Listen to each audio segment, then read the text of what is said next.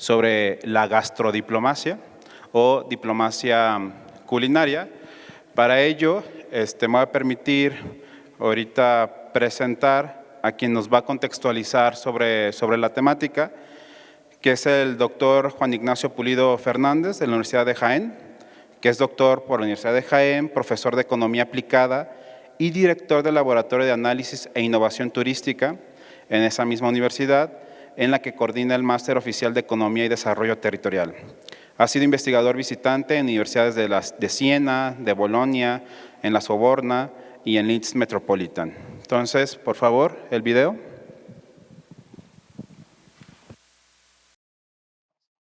Buenas tardes, queridas y queridos colegas. Iniciamos esta tarde una nueva sesión, en esta ocasión dedicada a un concepto innovador, un concepto novedoso que yo creo que nos va a dar mucho juego a los investigadores en los próximos años, que es el concepto de gastrodiplomacia.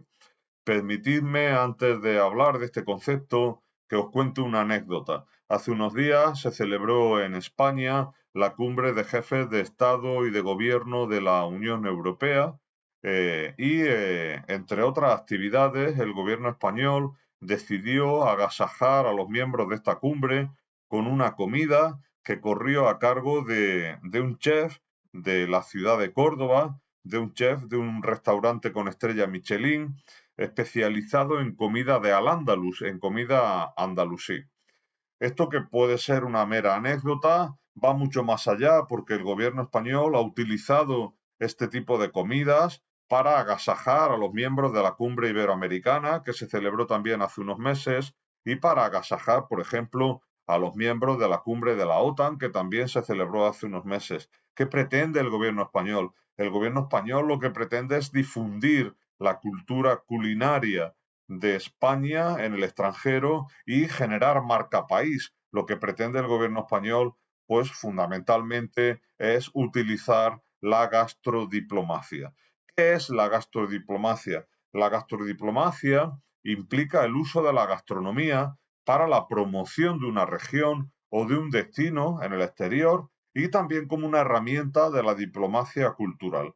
La gastrodiplomacia, en definitiva, es un concepto de carácter multidisciplinar que abarca diferentes campos, desde el sector agroalimentario a la cultura, pasando por el turismo, las exportaciones, el comercio internacional, etc.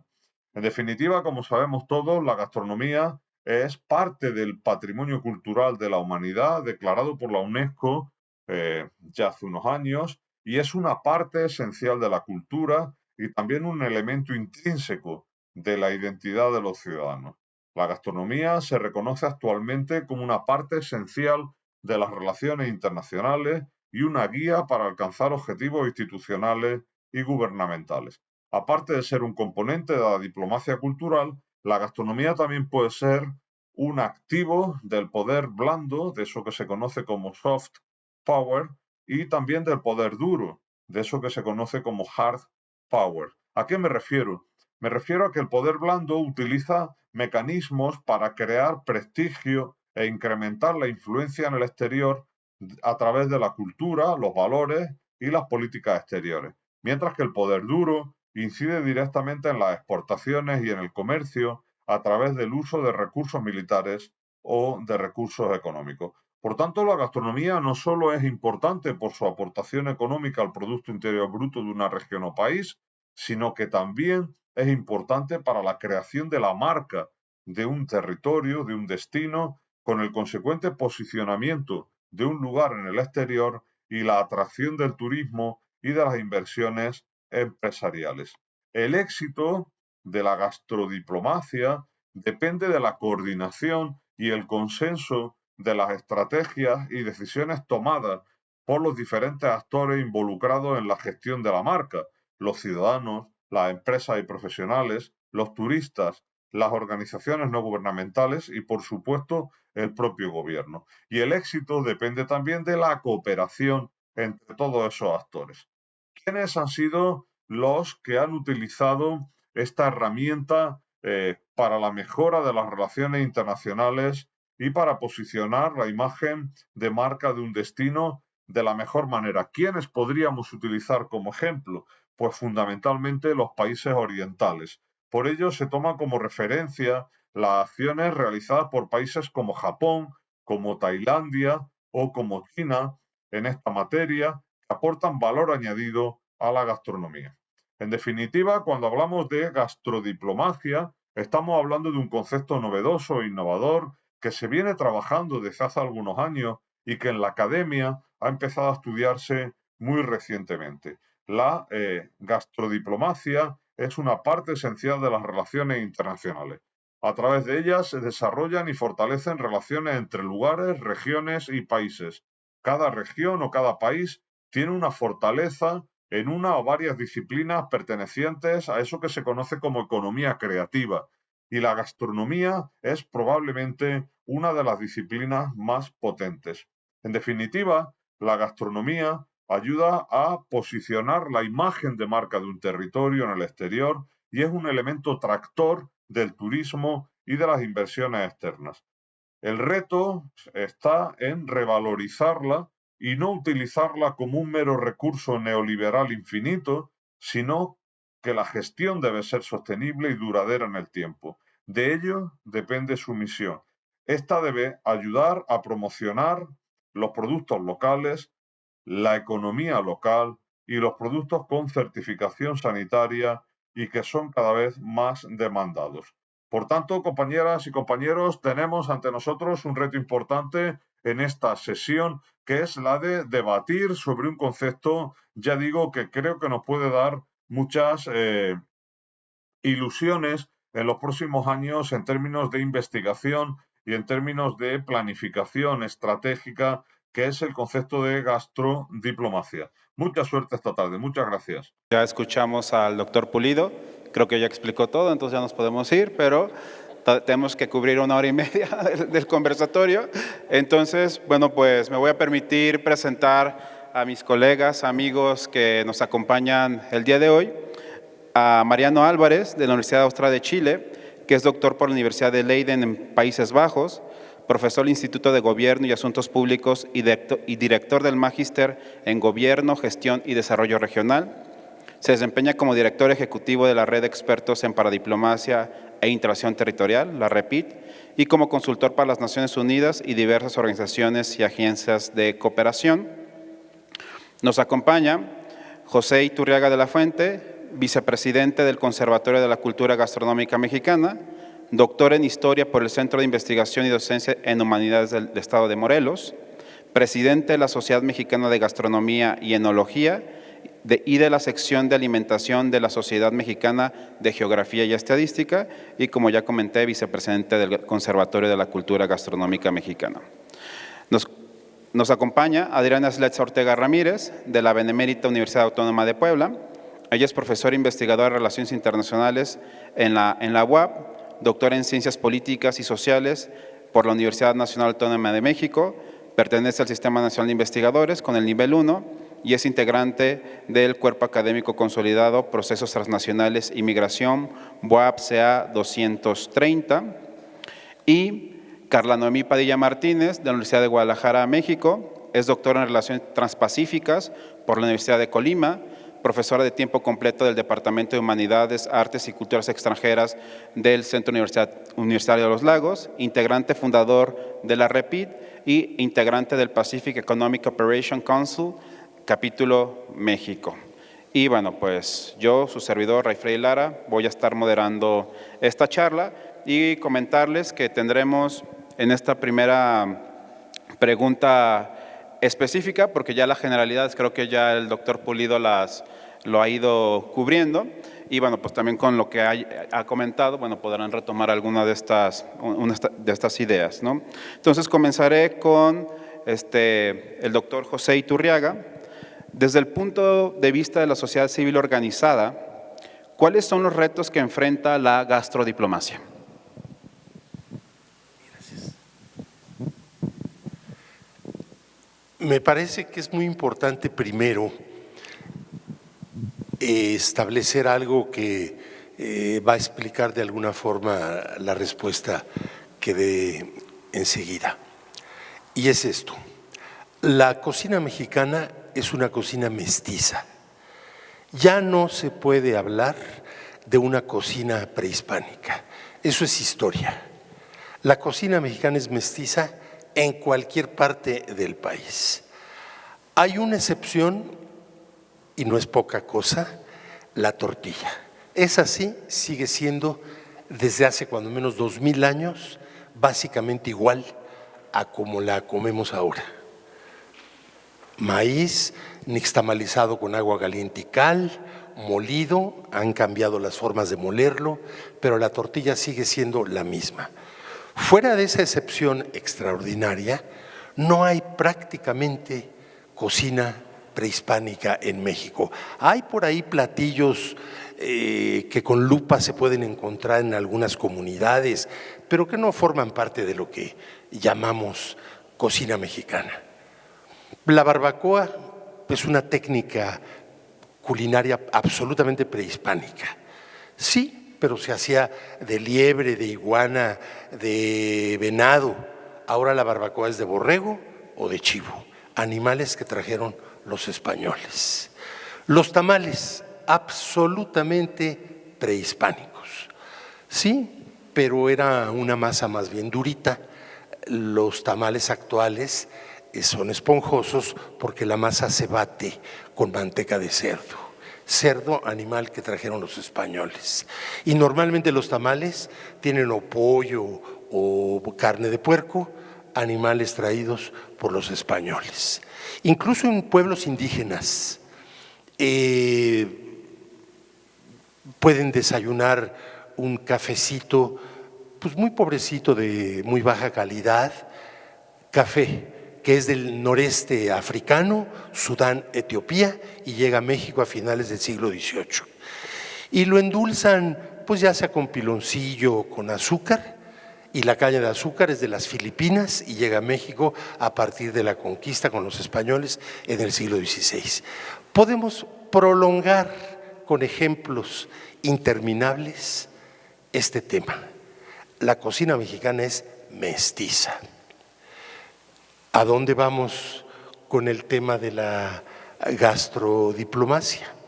Bueno, hace un par de años, en el 2021, hubo una efeméride notable, los 500 años.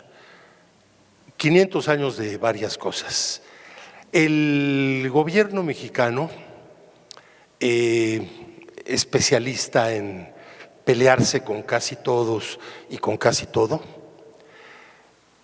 quitaron la estatua de Cristóbal Colón en la Ciudad de México y bueno, una confrontación completamente anacrónica 500 años después de que sucedió el descubrimiento de América y sobre todo en el 2021 la conquista de México.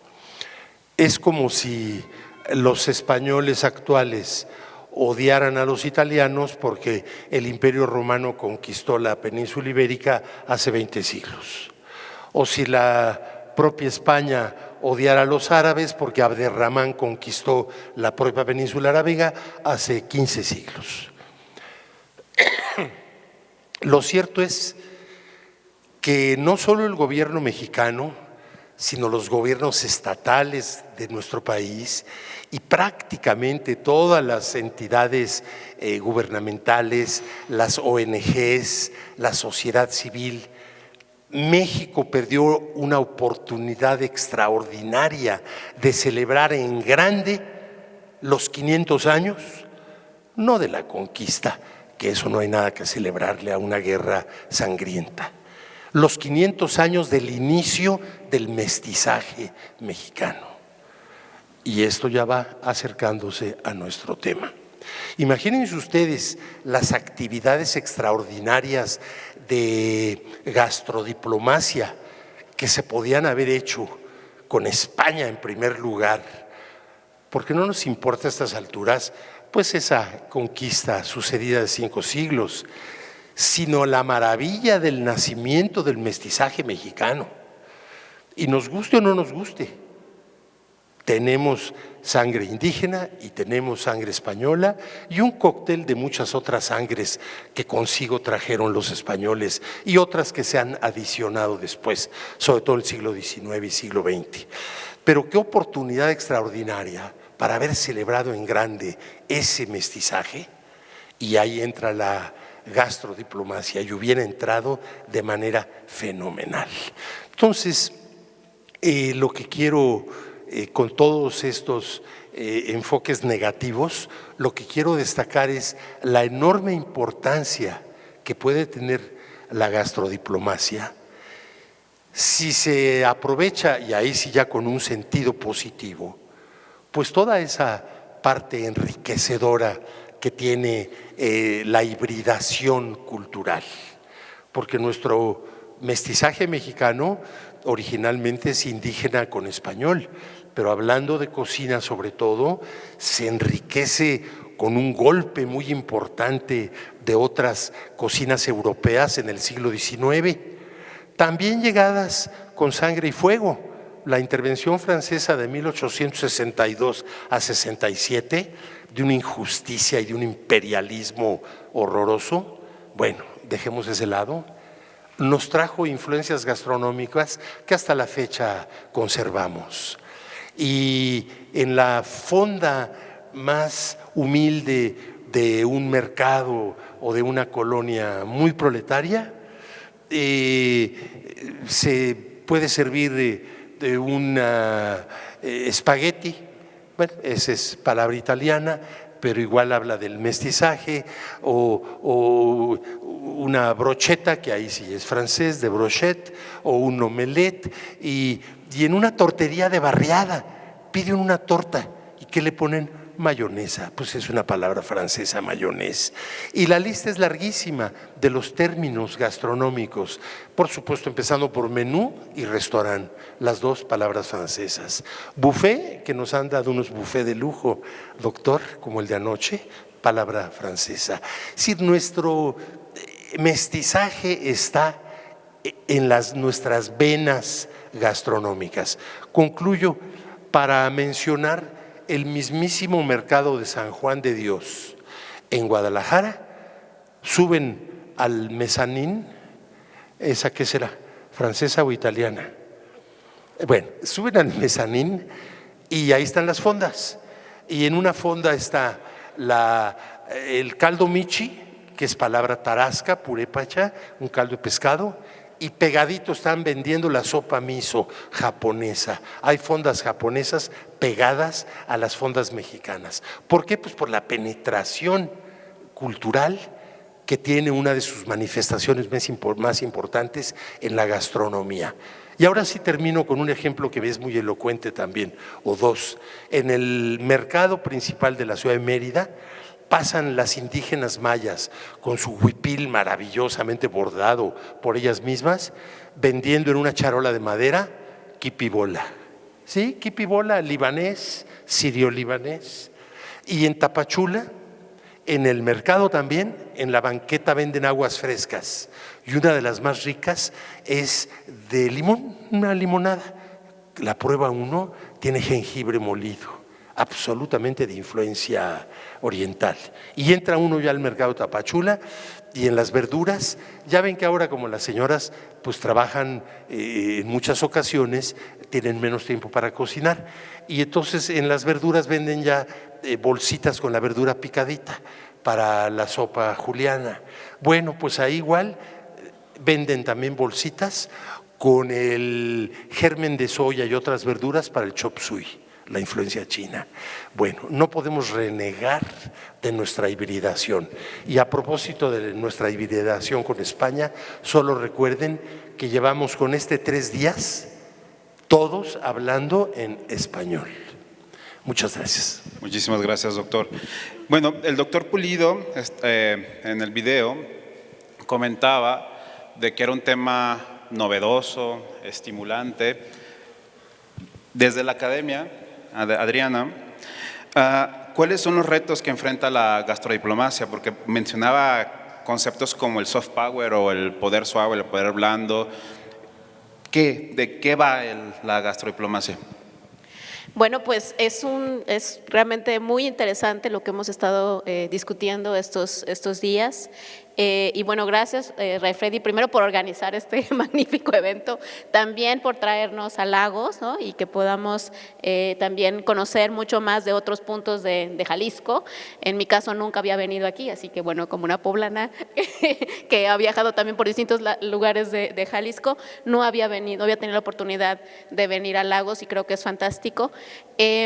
Definitivamente es como toda un área nueva, en específico en el caso de las relaciones internacionales, es decir, internacionalistas que hemos trabajado estos temas y particularmente para diplomáticos, y aquí está Mariano también y obviamente los compañeros, en el sentido de cómo entrarle a este asunto que claro, ya los colegas desde la gastronomía, desde el turismo, etcétera, desde también los estudios de patrimonio y arquitectura, ya llevan trabajando tanto tiempo, ¿no?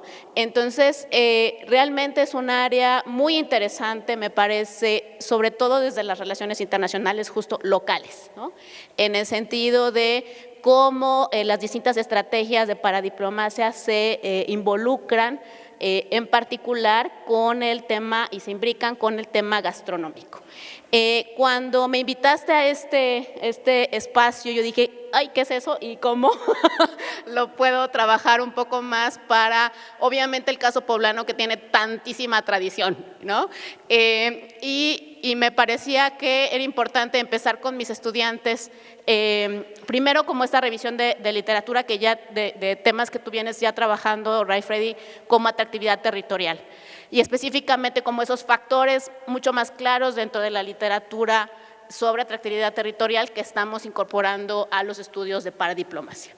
Y entonces lo que hice fue como un esquema más o menos así, con dos de mis estudiantes, con Mario y con Eric, estudiantes de servicio social, en términos de cuáles son esos factores de atractividad territorial. En particular, y uno que identificamos como mucho más claramente y que han venido ustedes discutiendo en estos días es el asunto de la identidad, ¿no?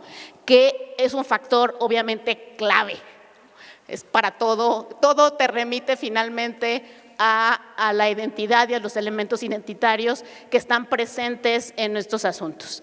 Después ya toda la cuestión de los planes de mercadotecnia y nichos específicos que se pueden ir trabajando y en particular la mercadotecnia de ciudades que tendría como dos elementos importantes como la gestión urbana, pero también marca territorial, que bien nos decía aquí el compañero, en términos también de marca territorial y marca ciudad, que también en el tema específico de paradiplomacia ya se viene también desarrollando de manera muy importante.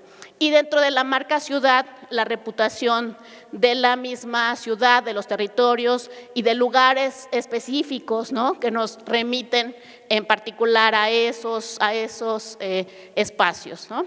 Por ejemplo, en el caso de Puebla, pues la imagen del Popocatépetl del Iztaccíhuatl vistos desde Puebla, no de la Ciudad de México, ¿no? O sea, son dos maneras de visualizar si uno está en un lado del Popocatépetl o del otro, ¿no?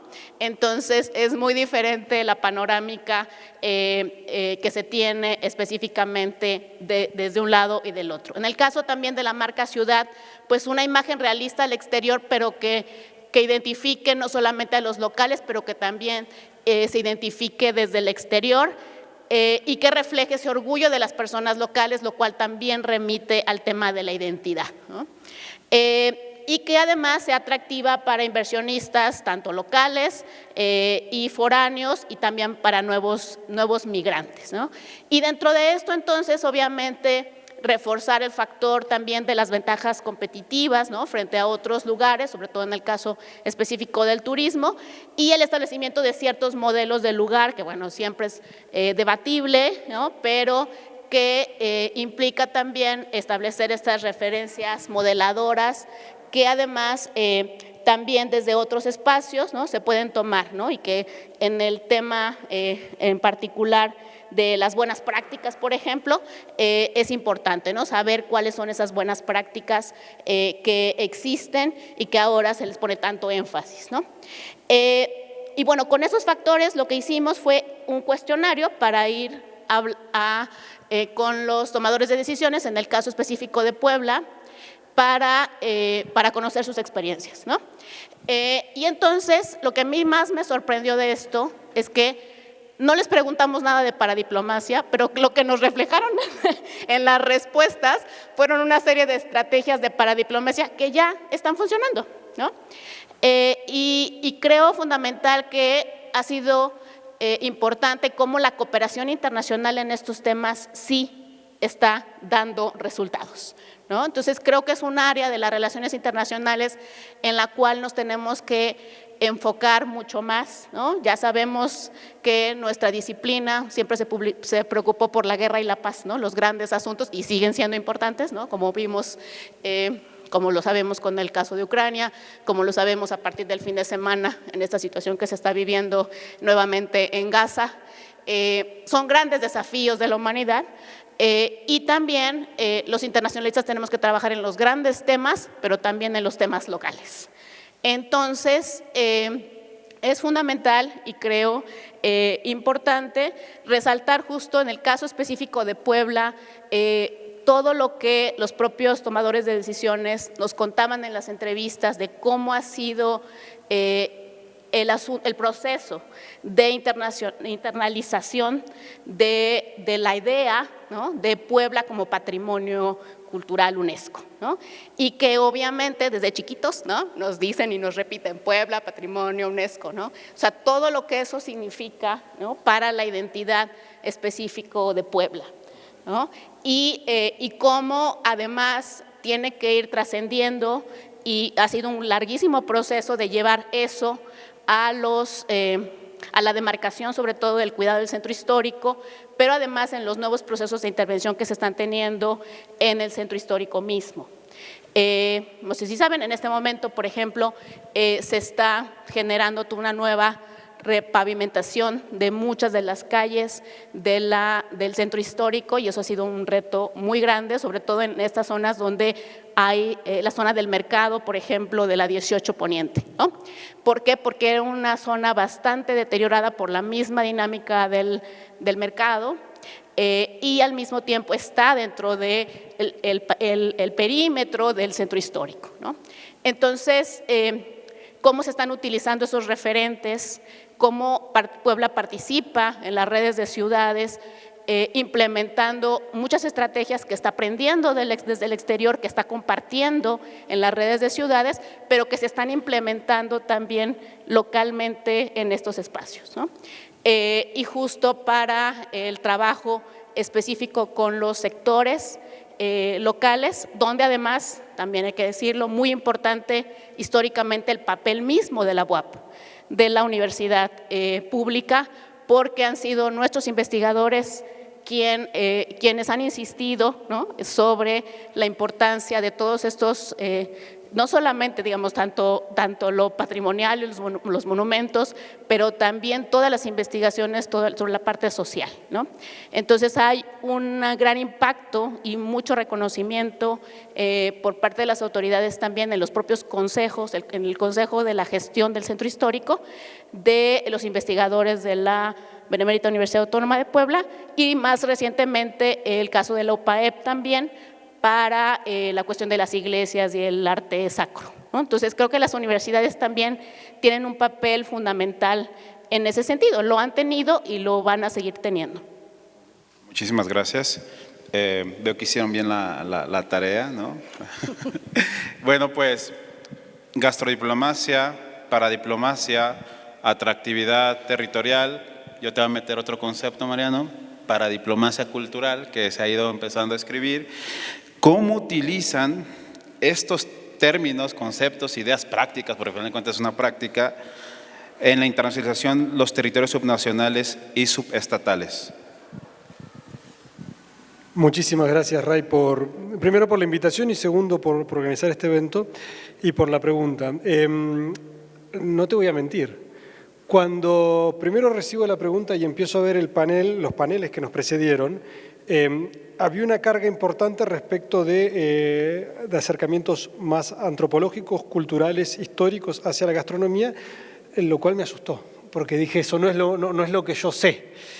Por suerte, Juan Ignacio ya nos encauzó de una forma más práctica y también acá la colega y... Ay, se me fue. Adriana, perdón, Adriana. Y también Adriana. Yo me voy a permitir dar una visión un poquito más práctica, que no quiere decir que sea contraria a la visión que se ha dado, pero sí espero complementaria a ella. Porque en ese sentido creo que antes que preguntarnos cómo, la pregunta es ¿por qué? ¿Por qué nos internacionalizamos o por qué hacemos gastrodiplomacia? La gastrodiplomacia es, como bien decía Juan Ignacio, una herramienta, es una herramienta más. ¿Por qué utilizamos esa herramienta? Y ahí viene la pregunta. Y yo creo que aquí nos hemos centrado durante estos 3 días sobre todo en uno de esos ámbitos que es sumamente relevante, pero hay 2 ámbitos más que me gustaría relevar. ¿En cuál nos hemos centrado? En aquel que utiliza la gastrodiplomacia para rescatar el patrimonio cultural o histórico o culinario de nuestro territorio, que es sumamente importante. Utilizamos una herramienta, la internacionalización, para rescatar un componente cultural, patrimonial o histórico. Pero no necesariamente la gastrodiplomacia tiene que estar vinculada con la historia ni con la cultura.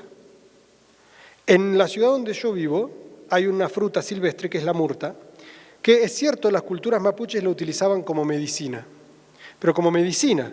¿Qué es lo que hace ahora la población en Valdivia? Por ejemplo, importa té de China, le incorpora la murta y saca un té típico de la zona. Ninguna raigambre patrimonial, ninguna raigambre cultural es gastrodiplomacia. Es una herramienta de internacionalización de la ciudad. Entonces, no para yo utilizar gastrodiplomacia tengo que estar buscando algo que tenga una raigambre cultural, una raigambre histórica.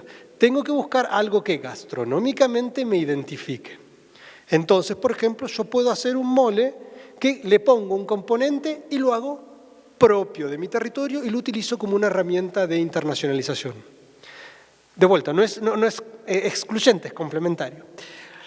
Esos son 2. La tercera tiene que ver un poco con el sello de la UNESCO.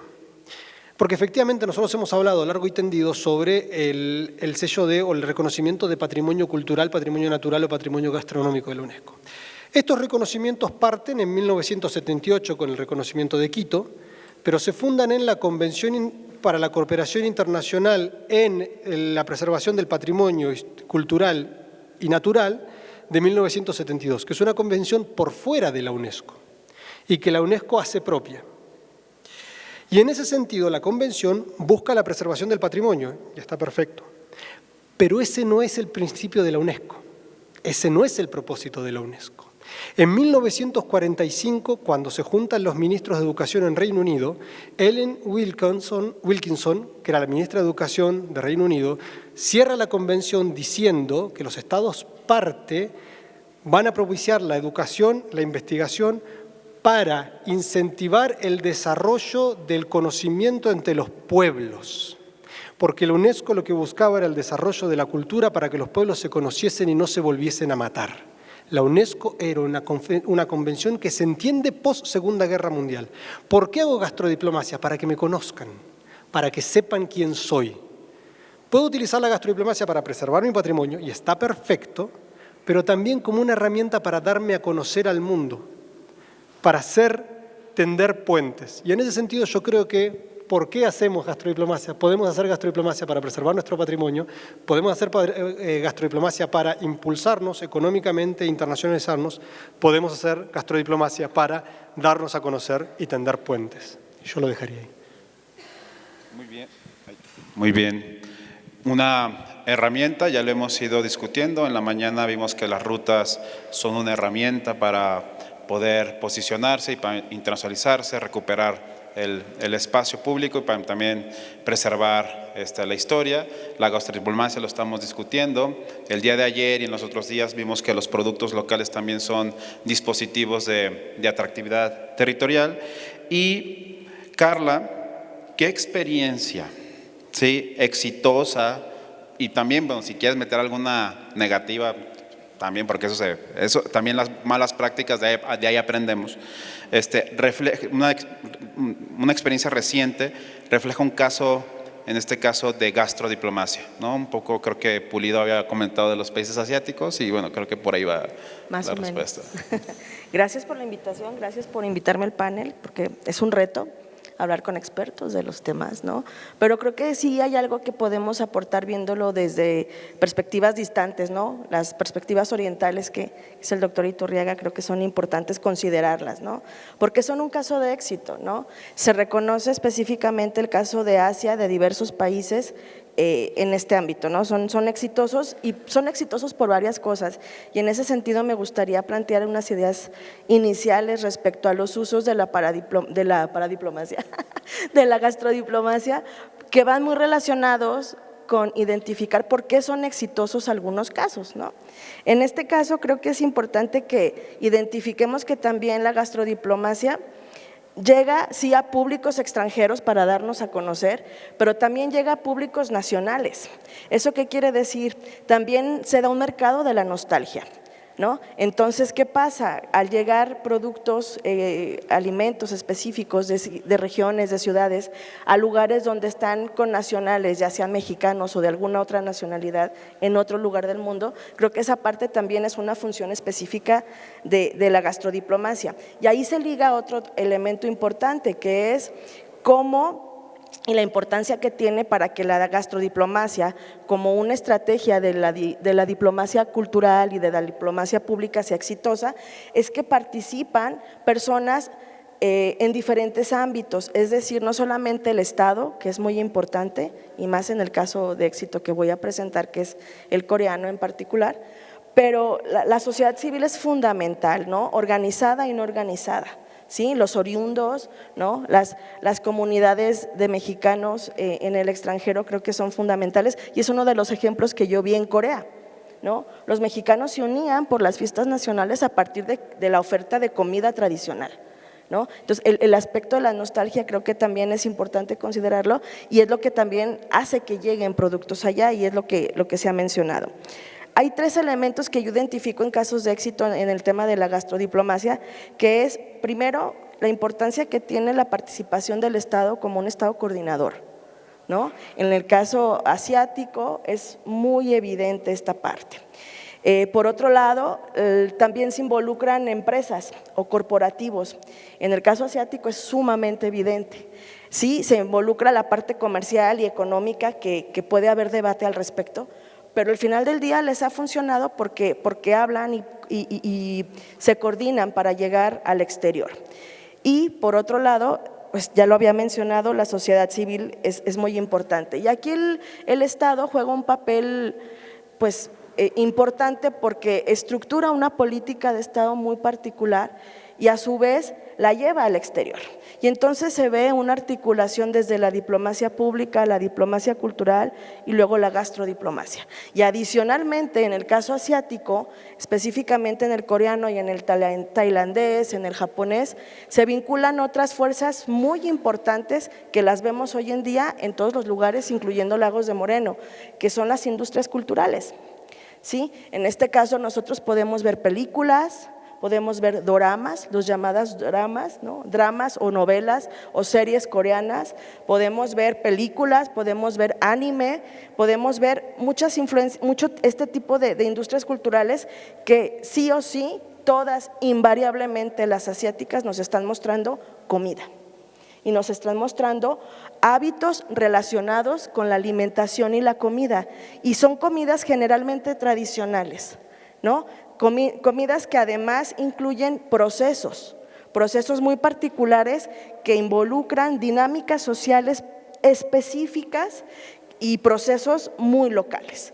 En ese sentido, pues vemos que en el caso asiático, específicamente en el coreano, pues se da una articulación maravillosa y les ha funcionado, ha sido exitosa, ver cómo a través de muchos estímulos desde la diplomacia tradicional, la diplomacia pública, la diplomacia cultural, pero también a través de lo que consumimos mediáticamente en series, novelas y demás, se observa eso. Y entonces es una estrategia redonda. ¿Por qué? Porque llegan a través del ojo nos seduce a través de historias y narrativas específicas, pero a la vez también nos muestra cómo son culturalmente y nos hace tener una aceptación hacia eso que para nosotros resulta ser sumamente extraño. Y entonces vemos cómo el caso específicamente coreano en América Latina pues llegó con todo, porque llegó muy articulado. Yo visualizo esta estrategia de gastrodiplomacia donde está el Estado tomado de la mano de la industria, de los chaebol o corporativos, y está tomado de la mano también de las comunidades de oriundos, y también de las empresas coreanas que llegan a otro lugar, en este caso América Latina, y entonces también ahí se da una red de consumo muy particular, ¿no? Como sabemos, las industrias asiáticas, lo que se ve en México, pues llevan a su vez la parte gastronómica, es decir, puede ser una industria automotriz, pero alrededor debe haber oferta gastronómica de Japón o de Corea. ¿Y eso qué trae? Pues trae comercio e inversión.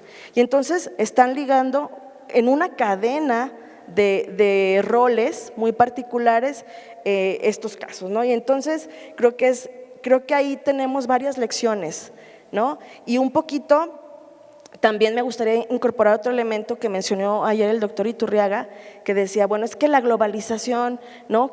Como aspecto negativo en el sentido de que nos trae comida o nos trae tipos de consumo que a lo mejor no están digamos, en contra de nuestros consumos locales, etcétera, etcétera, como decían las cadenas de hamburguesa. Pero por otro lado, yo creo que si cambiamos la perspectiva y vemos casos como los asiáticos, podemos darnos cuenta que la globalización puede ser algo bueno, ¿no? O bueno, ¿en qué sentido? En que puede llevarnos a los oriundos que están lejos, que puede darnos formas de consumir cosas que a lo mejor no son tan negativas, ¿no?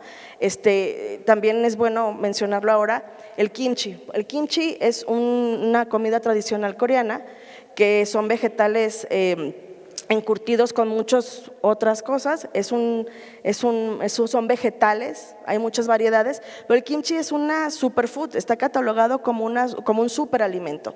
Y entonces ahí ya tenemos acceso a cosas que no necesariamente son tan negativas, pero que por otro lado pues también nos vinculan, ¿no? Nos vinculan a las sociedades de coreanos que están aquí, de japoneses, etcétera, como es el caso que estoy mencionando, pero también si estamos, como mexicanos estamos lejos, pues también la globalización creo que se puede disfrutar México a lo lejos.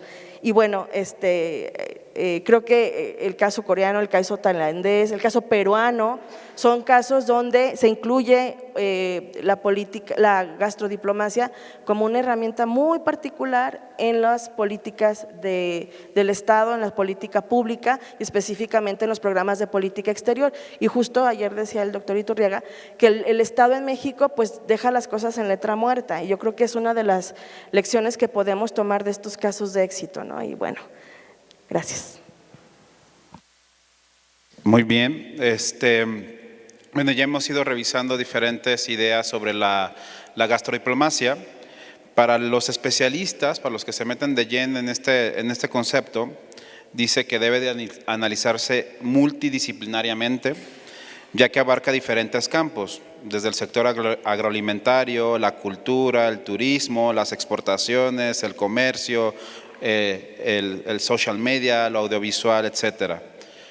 Podemos entender, y un poco retomando lo que comentas tú, Carla, este tipo de gastrodiplomacia como política de Estado o política pública, ¿no? Bajarlo más a lo local, y jugando con estas ideas, si me dicen si sí o si no, y cómo se podría potencializar en el caso de México, ¿no? O sea, realmente sé que tenemos una ley, ¿no? del 21 sobre gastronomía, tomada de esta idea del 2015, del Programa Nacional de Gastronomía, pero ¿se puede hacer una política de Estado sobre el tema de gastrodiplomacia o una política pública local sobre el tema de la gastrodiplomacia?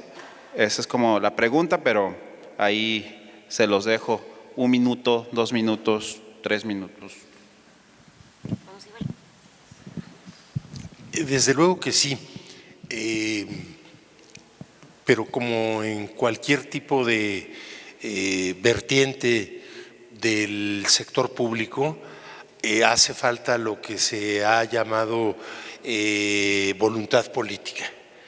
Ya hemos visto que la ley puede quedar en letra muerta si no hay voluntad política.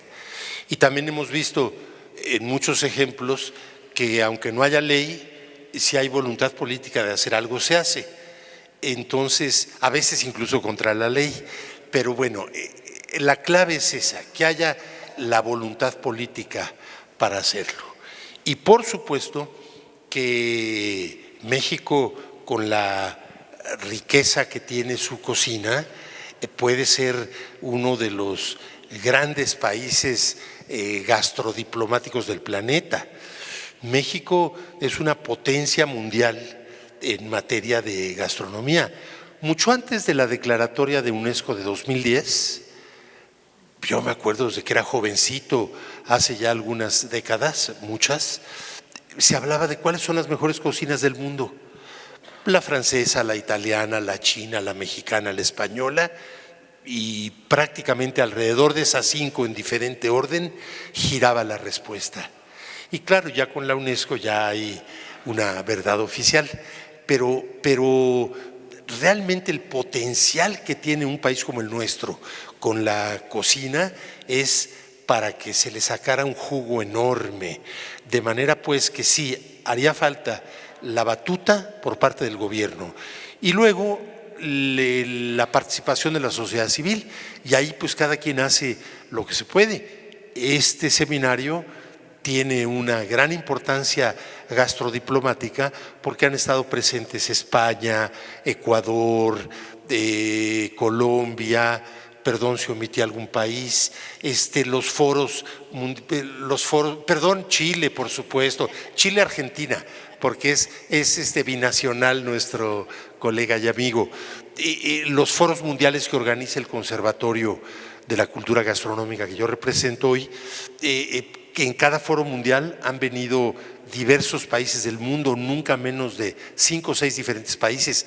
Acabo dando este dato, el 8º foro mundial que se va a llevar a cabo en Morelia el mes que viene, van a estar presentes conferenciantes y cocineras tradicionales de España, de Italia, de Rumanía, de Georgia, de Argentina, Chile y creo que Ecuador o Colombia, perdonen que no me acuerdo bien, pero es decir, todo eso es gastrodiplomacia y cada quien desde su trinchera pues puede hacer algo y puede hacer mucho más si el gobierno se pone las pilas, o sea, que le caiga el 20. Gracias.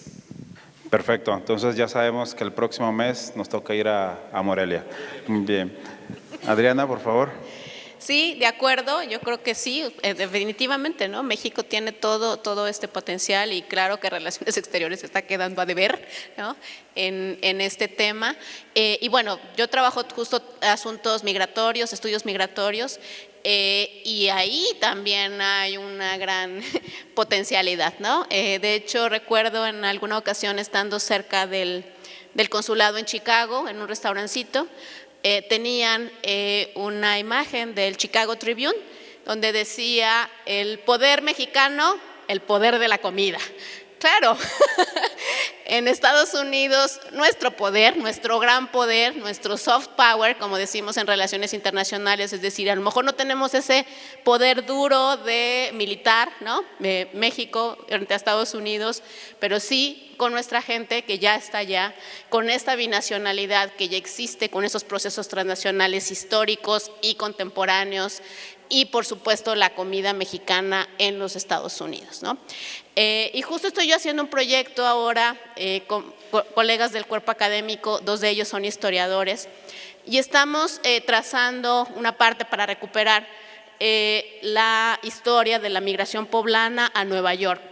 Pero en particular dentro de mis investigaciones sobre Nueva York hay un punto específico del área metropolitana de Nueva York que es en New Jersey, una zona que se llama Passaic. El gobierno de Puebla tiene en su historia, en su relación con sus migrantes, y ahí retomo esto que mencionaba la doctora Carla, esta relación con las diásporas es fundamental, ¿no? Y en la diplomacia cultural y en el soft power, ¿no? Y en las estrategias que desarrollan los países en sus relaciones internacionales tienen que tomarse de manera fundamental. Específicamente en el caso de Puebla, una estrategia paradiplomática en la relación con migrantes ha sido el establecer estas casas en Estados Unidos. La casa en Los Ángeles, la casa en Nueva York y la casa en New Jersey, Passaic. Tanto en el caso de New Jersey, en Passaic, como en el caso del este de Los Ángeles, ya el gobierno de Puebla compró edificios. Y es tan importante el tema migratorio, recibimos tantas remesas, las organizaciones de migrantes exigen tanto políticamente al gobierno del Estado que tenemos estos espacios, ¿no? El gobierno del Estado ya desde hace 3 sexenios compró estos lugares, ¿no? En el caso de Nueva York, no, porque es muy caro, nada más rentamos un lugar chiquito. Puebla renta un espacio muy pequeño cerca del Consulado General de México en Nueva York. Pero específicamente la historia de Passaic en la conexión con Puebla es muy interesante, sobre todo porque los poblanos empresarios ahí se establecieron y han desarrollado sus actividades económicas alrededor de, ¿qué creen? Alrededor de la comida mexicana y específicamente alrededor de los productos poblanos. Entonces, se afianzaron en ese lugar y como está muy cerca de la zona del puerto de Newark, de New Jersey, ¿no? Desarrollan ya cadenas de distribución que impactan a toda la costa este de Estados Unidos. Entonces la gente de Puebla empezó a llegar ahí alrededor entre los años 60 más o menos, pero se han afincado y se han desarrollado de una manera muy importante en la comercialización de los productos gastronómicos, específicamente la tortilla, que fue realmente el producto estrella. De hecho, hay algunos líderes migrantes que se autodenominan reyes de la tortilla. Bueno, tienen una competencia también entre ellos sobre este asunto. ¿Quién fue el rey de la tortilla de esa zona? ¿No? Porque habiendo también ya más población mexicana y poblana en Nueva York en este periodo, pues se demandaban más tortillas, ¿no? Y ahora obviamente son grandes emporios en la distribución de la tortilla en toda la costa este de los Estados Unidos, ¿no? Y de hecho, yo sigo la trayectoria de una persona en particular que es de la ciudad de Puebla. Él ya migró siendo un poco, ya teniendo más edad, alrededor de los 30 y tantos años, a diferencia de los otros perfiles de personas migrantes que siempre migran mucho más jóvenes.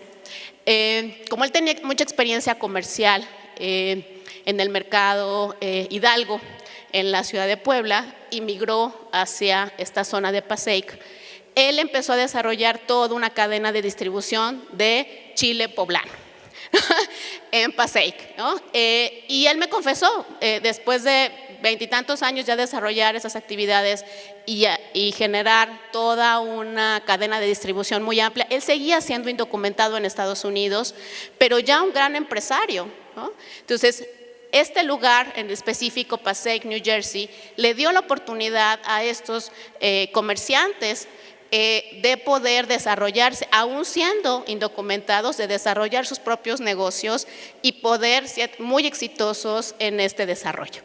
Y para cerrar, otro ejemplo muy rapidísimo, la Feria de los Moles en Los Ángeles, California, también impulsada por una organización muy interesante de poblanos, la Unión de Poblanos en el Exterior. Inició como la guerra de los moles entre Puebla y Oaxaca, ¿no? Obviamente en Los Ángeles, sabiendo que también hay mucha población oaxaqueña, guerra de los moles, ¿no? ¿Cuál mole es mejor, ¿no? Entonces, pero ahora obviamente no pueden mantener ese título, sino que, bueno, lo cambiaron a la Feria de los Moles justo para mostrar esa gran diversidad de los moles y todo el proceso en el sur de California. Gracias. Muy bien. Mariano.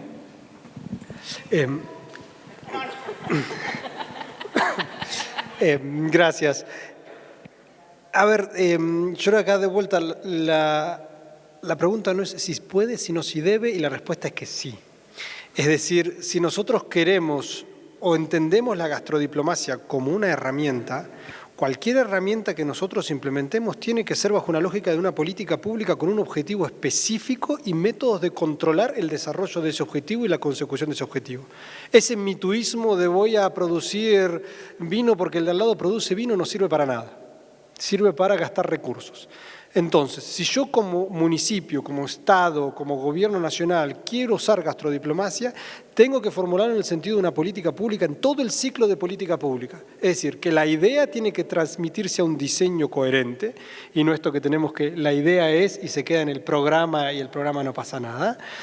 Cuando tengo la política pública, esa formulación tiene que traducirse en una implementación coherente. Y si yo hago una formulación para impulsar la gastrodiplomacia, tengo que después implementarla bien. ¿Y cómo sé si la implemento bien? Porque tengo que evaluarla. Yo tengo que evaluar si logré los objetivos. ¿Cuál era mi objetivo?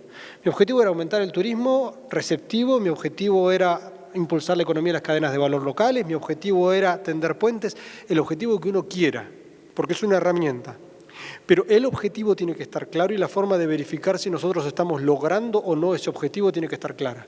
Porque esa es la forma de asegurarnos que la política que estamos haciendo es eficiente.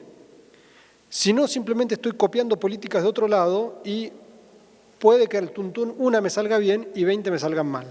Entonces, tiene que formularse como una política pública la paradiplomacia, la gastrodiplomacia, cualquier herramienta de internacionalización tiene que ser una política pública con alguien que la implemente que sea un profesional. Porque esto lo hemos hablado a lo largo de estos 3 días. Tiene que haber una gestión acorde.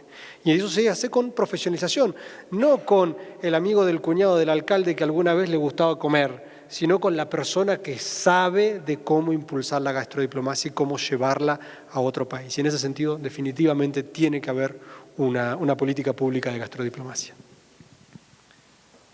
Bueno, pues ya para cerrar, coincido con todos y sí yo creo que se debe, en el caso mexicano debemos identificar bien para qué queremos hacerlo y tratar de diferenciar. Siempre en la política exterior de México no diferenciamos, pensamos que todos los países deben ser tratados como tratamos a Estados Unidos y creo que no es el caso, ¿no? La gastrodiplomacia, la diplomacia cultural debe ser ad hoc, como decían, ¿no? Es decir, cada comunidad de oriundos, cada forma de gobierno, la relación que tenemos con cada estado va a determinar las condicionantes que tenemos para relacionarnos de tal o cual manera con cada país. Entonces creo que ahí sí nos falta como política de Estado, como política pública ya aplicada, pues hacer un análisis más complejo, más eficaz, más eficiente y más puntual para cada caso de cómo nos vamos a vincular y para qué nos vamos a vincular. Y no en todas las relaciones internacionales de México podremos vincularnos a través de la gastrodiplomacia, ¿no? Entonces, saber cuándo sí y cuándo no. Y también identificar aliados, ¿no? Porque los connacionales en el extranjero siempre serán aliados para temas de cultura y gastrodiplomacia. Y entonces creo que por ahí va el tema. Gracias. Bueno, muy bien. Pues voy a dejarle al público que haga una pregunta o 2 preguntas, pero hay una discusión, y aquí jugando con el tema, porque también lo he escuchado a lo largo de las sesiones, la importancia de ese intercambio de experiencias. Y ese intercambio de experiencias, al menos yo lo estudio a través de las redes de ciudades, ¿no? Y sabemos que la UNESCO tiene una red de ciudades creativas y donde una de ellas es el tema de gastronomía. Esa es una forma. Pero también conozco otra red que se llama Delis, ¿no? Donde pues está Puebla, está León, o sea, ciudades que en su momento por alguna razón se han caracterizado por el tema gastronómico. Entonces, cuando empezamos a discutir que la UNESCO, un organismo intergubernamental, dice esto sí y esto no, pero también hay otro tipo de redes que no necesariamente sigan esas condiciones, sino simplemente tenemos algo en común que es la gastronomía. En su momento pues tenemos restaurantes Michelin, ¿no? Pues empezamos a desarrollar.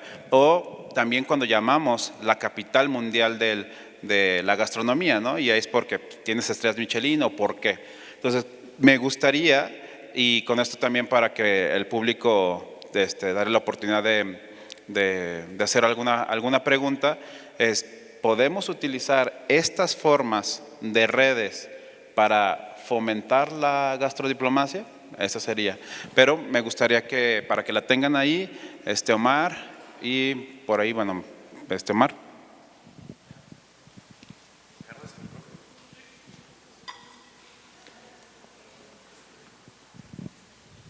Hola, ¿cómo están? Bien, justamente ahorita que acabas de mencionar lo de las estrellas Michelin, yo sí quiero meter polémica al respecto del caso mexicano. Se me hace muy interesante lo que significó a nivel gastronómico como referente el restaurante Pujol. No lo digo desde un caso positivo, a mí me parece aberrante que vendan tamales en 70 pesos. Y una de las principales críticas que hizo la revista Gourmand es que estos tamales no solamente están malos y caros, ¿no?, sino que de hecho son una alquimia mal hecha a la hora de hacer un tamal. Me encantó ese referente, ¿no?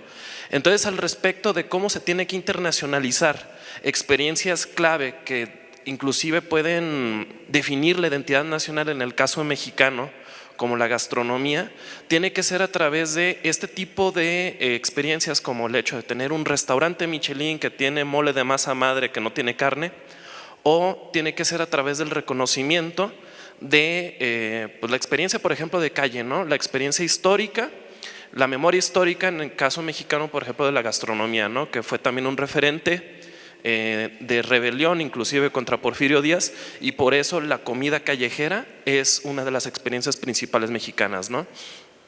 En ese caso, la experiencia, por ejemplo, de lo que hizo Anthony Bourdain a mí se me hace increíble, ¿no? Anthony Bourdain no viene a Pujol, él va directamente a los tacos Cocuyos a comer tacos de suadero. Buenísimos esos tacos, yo creo que hay otros mejores, me encantaría buscarlos, ¿no? O también, por ejemplo, lo que significa ir al mercado principal de Oaxaca. Nuestra diplomacia, nuestra experiencia hacia alrededor del mundo, de cómo nosotros lo vamos a transmitir alrededor del mundo, tiene que ser a través de este tipo de experiencias de restaurantes Michelin, o tiene que ser a través de anécdotas y relatos del día a día mexicano en cuanto a la cuestión gastronómica. Esa es mi pregunta en general, y que vivan los tacos de suadero. Muchísimas gracias. Entonces, quien quiera. ¿Hay alguien más que quiera hacer una pregunta o no? Bueno, por favor, doctor. El tema que acabas de tocar es muy importante porque la cocina mexicana, a diferencia de otras cocinas del mundo, sobre todo las principales, la alta cocina mexicana es la cocina tradicional. Y los grandes chefs mexicanos de cocina mexicana, si de veras son buenos, hacen la cocina tradicional. Decíamos que si de veras son buenos, se lo aprendieron a su mamá, a su abuela, no en la escuela. Entonces, aquí incluso yo con frecuencia repito, no existe una alta cocina mexicana, porque si existiera, si lo aceptáramos, quiere decir que hay una baja cocina mexicana, y nada de eso. Nuestra cocina tradicional es la cocina, es la que reconoció la UNESCO. Textualmente es a la cocina tradicional mexicana, no a la cocina fusión, no a la cocina de autor, ni a aquella que llamaban Nouvelle Cuisine Mexicaine, adivinar que sea eso. La cocina tradicional mexicana. Entonces, pues ese es lo que tenemos que mostrar.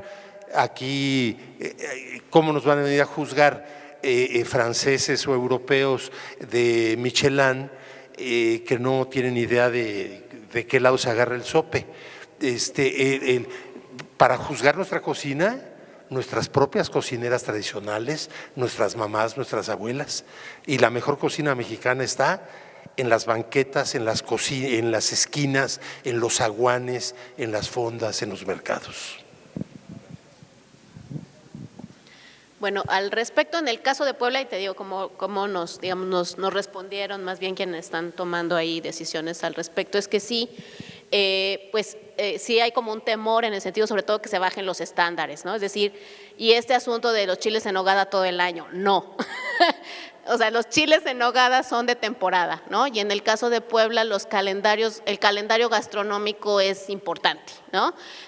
¿Por qué? Porque los ingredientes con los que se hacen los chiles en nogada son solamente de la región, de los volcanes, y también que se tiene que cuidar, digamos, tanto los ingredientes como el asunto de todo el proceso, ¿no? De elaboración, en este caso del chile, para llamarse chile en nogada, ¿no?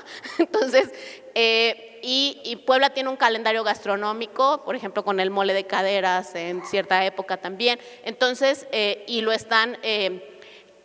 o sea, las autoridades están cuidando como mucho ese asunto, pero también involucrando muchísimo a la industria restaurantera.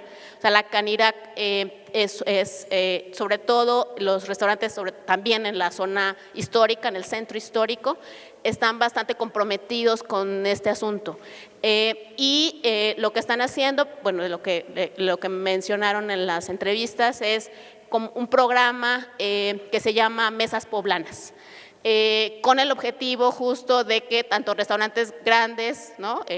Como más chiquitos, algunos sí más gourmets, digamos distintos tipos de restaurantes, sí se sigan ciertos estándares, ¿no? Precisamente para que las recetas tradicionales se sigan manteniendo. Acá yo vuelvo a transpirar frío, porque estoy rodeado de mexicanos y voy encima a hacer el punto práctico, porque lo que quisiste hacer es un poco controversial y te voy a recoger el guante. La gastrodiplomacia es una herramienta y es lo que se te ocurra que sea. ¿Querés ser conocido por una comida industrial basura? Sé conocido por una comida industrial basura. Es una herramienta.